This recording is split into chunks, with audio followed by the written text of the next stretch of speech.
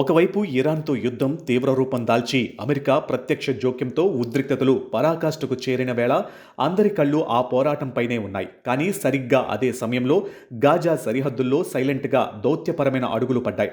గత ఏడాది అక్టోబర్ 10న అమల్లోకి వచ్చిన రెండో విడత కాల్పుల విరమణ ప్రక్రియను అధికారికంగా వ్యవస్థీకృతం చేసేందుకు బోర్డ్ ఆఫ్ పీస్ ఒక సమగ్రమైన శాంతి రోడ్ మ్యాప్ను జూలై 30న ప్రకటించింది.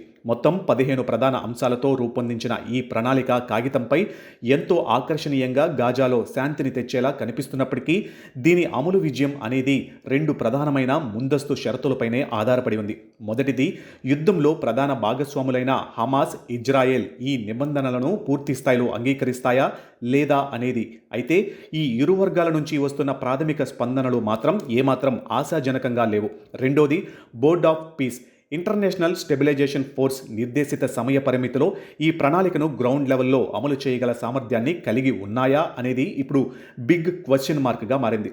గతంలో ఉన్న 20 సూత్రాలు శాంతి ప్రణాళికలోని మొదటి విడతలో భాగంగా ఇజ్రాయెల్కు చెందిన 28 మంది బందీల పునరుద్ధరణ పూర్తయిన విషయం తెలిసిందే. అయితే ఇందులో చివరి బందీ పోలీసు అధికారి ర్యాన్ బీలీ మృతదేహాన్ని 2026 జనవరి 26న స్వాధీనం చేసుకున్నారు.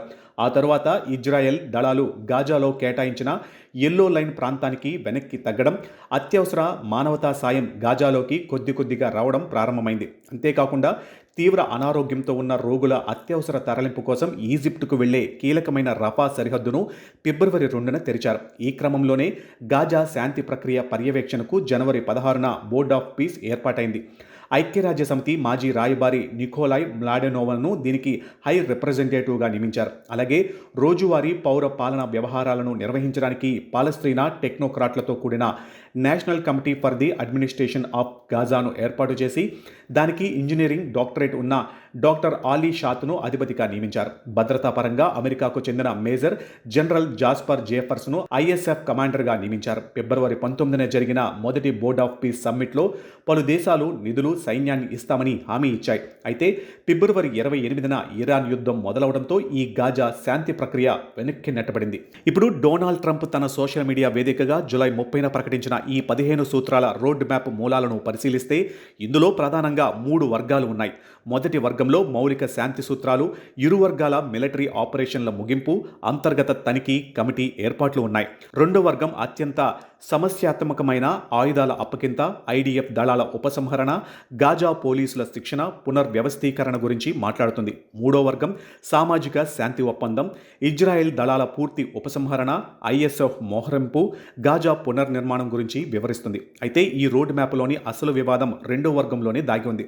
పాత 20 సూత్రాల ప్లాన్లో గాజాలోని మిలిటరీ, ఉగ్రవాద మౌలిక సదుపాయాలు, సొరంగాలు, ఆయుధ కర్మాగారాలను పూర్తిగా ధ్వంసం చేయాలని స్పష్టంగా పేర్కొనగా, ప్రస్తుత క్లాజ్ 8 కేవలం భారీ ఆయుధాలు, సొరంగాలను మాత్రమే ఎన్సీఏజీ కంట్రోల్లోకి తెచ్చి స్టోర్ చేయాలని చెబుతుంది. పాత ప్లాన్లోని గాజాను శాశ్వతంగా ఆయుధరహిత ప్రాంతంగా మార్చాలని ఉంటే ఈ కొత్త రోడ్ మ్యాప్లో శాశ్వతంగా అనే పదం కానీ, బైబ్యాక్ అంశం కానీ లేవు. అంతేకాకుండా క్లాజ్ 9 ప్రకారం హమాస్, ఇతర గ్రూపులు పాలస్తీనా చట్టాలకు లోబడి వ్యక్తిగత ఆయుధాలను తమ వద్దే ఉంచుకోవడానికి అనుమతిస్తుంది. ఇజ్రాయెల్ కోణంలో చూస్తే అత్యంత ప్రమాదకరమైన అంశం ఏంటంటే హమాస్ తన ఆయుధాలను సీక్వెన్షియల్గా అప్పగించే ప్రక్రియ ప్రారంభం కావడానికి ముందే ఇజ్రాయెల్ దళాలు ఎల్లో లైన్ దాటి వెనక్కి తగ్గాలని, సైనిక చర్యలను పూర్తిగా నిలిపివేయాలని రోడ్ మ్యాప్ నిర్దేశిస్తుంది. హమాస్ ఆయుధాలు పూర్తిగా వదిలేయకుండానే తమ దళాలు వెనక్కి తగ్గడాన్ని ఇజ్రాయెల్ ఎంతమాత్రం అంగీకరించే ప్రసక్తే లేదని తేల్చి చెప్పేసింది. పైగా గాజా పోలీసు బలగాలలో ఉండే హమాస్ క్యాడర్ను తొలగించినప్పటికీ వారి రాజకీయ అనుబంధాల ఆధారంగా ఆర్థిక హక్కులను రద్దు చేయకుండా ఇతర పౌర ఉద్యోగాలలోకి తీసుకోవాలని క్లాజ్ 7 చెప్పడంపై ఇజ్రాయెల్ తీవ్ర అభ్యంతరం వ్యక్తం చేస్తుంది. అలాగే క్లాజ్ 8లో పేర్కొన్న పాలస్తీనా ప్రత్యేక దేశ సాధన అంశాన్ని ఇజ్రాయెల్ నెతన్యాహు ప్రభుత్వం, పార్లమెంట్ ఇదివరకే పూర్తిగా తిరస్కరించబడ్డాయి. ఈ పరిణామాల నేపథ్యంలో ఇరు పక్షాల నుంచి తీవ్ర నిరసనలు వ్యక్తమవుతున్నాయి. ఈ public road map version Israel స్థానాన్ని, డిమాండ్లను ప్రతిబింబించడం లేదు అని ఇజ్రాయెల్ స్పష్టం చేస్తూ గాజాలో సైనిక దాడులను కొనసాగించింది. ఇటు హమాస్ నాయకుడు గాజీ హమద్ స్పందిస్తూ ఇజ్రాయెల్ దళాలు గాజా నుండి పూర్తిగా నిష్క్రమించినంత వరకు తాము ఎలాంటి ఆయుధ విసర్జన ప్రక్రియకు సహకరించేది లేదని తేల్చి చెప్పారు. దీంతో రంగంలోకి దిగిన బోర్డ్ ఆఫ్ పీస్ ప్రతినిధి నికోలాయ్ మ్లాడెనోవ్ ఆగస్టు 3న ఇజ్రాయెల్ ప్రధాని బెంజమిన్ నెతన్యాహుతో అత్యవసర సమావేశం నిర్వహించి హమాస్ ఆయుధాలు అన్నింటినీ అప్పగించిన తర్వాతే ఇజ్రాయెల్ దళాల వెనకడుగు ఉంటుందని నచ్చజెప్పే ప్రయత్నం చేశారు. కానీ దీనిని హమాస్ ఒప్పుకునే పరిస్థితి లేదు. మరోవైపు ఇజ్రాయెల్ కేబినెట్ కూడా ఈ ప్రణాళిక తప్పుదారి పట్టించేలా ఉందంటూ ఐఎస్ఎఫ్ బలగాల రాకను తక్షణమే నిలిపివేయాలని ప్రధానిని డిమాండ్ చేస్తుంది. ఆచరణాత్మకంగా చూస్తే ఈ రోడ్ మ్యాప్ను అమలు చేయాల్సిన ఇంటర్నేషనల్ స్టెబిలైజేషన్ ఫోర్స్ వద్ద కావాల్సినంత బలం కూడా లేదు. జూలై చివరి నాటికి కావాల్సిన 20,000 మంది సైనికులు, 12,000 మంది పోలీసుల్లో చాలా కొద్ది మంది మాత్రమే అందుబాటులో ఉన్నారు. ఈజిప్టు, మొరాకోల నుంచి వచ్చిన కొద్ది మంది అధికారులు కేవలం హెడ్ క్వార్టర్ స్థాయికే పరిమితమయ్యారు. గ్రౌండ్ లెవెల్లో బలగాలు లేకపోతే ఈ రోడ్ మ్యాప్ అమలు కావడం అసాధ్యం. మరోవైపు రోజుకు 600 సాయం ట్రక్కులు వెళ్లాల్సి ఉండగా ఇజ్రాయెల్ కేవలం 90 ట్రక్కులను మాత్రమే అనుమతిస్తుంది.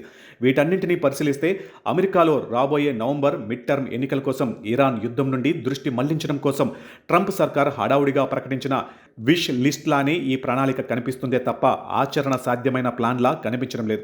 ఇరు పక్షాల మధ్య ఉన్న తీవ్రమైన వైరుధ్యాలను సరిదిద్దకపోతే గాజాలో ఈ ముగింపు లేని యుద్ధం మరిన్ని రోజులు కొనసాగడం ఖాయంగా కనిపిస్తుంది.